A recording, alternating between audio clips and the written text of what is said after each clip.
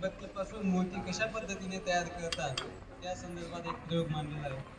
नंतर लावण्या मगन वसावे पाण्यावर तेल व मीठ कशा पद्धतीने तरंगतं किंवा मीठ कशा पद्धतीने विरघळतं त्या संदर्भात एक प्रयोग आहे.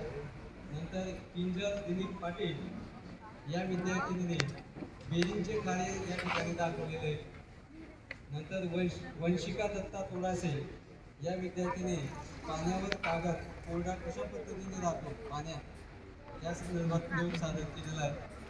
नंतर प्रदीप रवींद्र तडवी याने पाण्यावर डिझाईन कशा पद्धतीने तयार होत असते या संदर्भात प्रयोग तयार केलेला आहे. हर्षल तुळशीराम वळवी या विद्यार्थ्याने पाण्यावर अग्नी निर्माण कशा पद्धतीने होत असते त्या संदर्भात प्रयोग मांडलेला आहे. नंतर सोहम निधी योगेश पाडवी या विद्यार्थिनीने पाण्यावर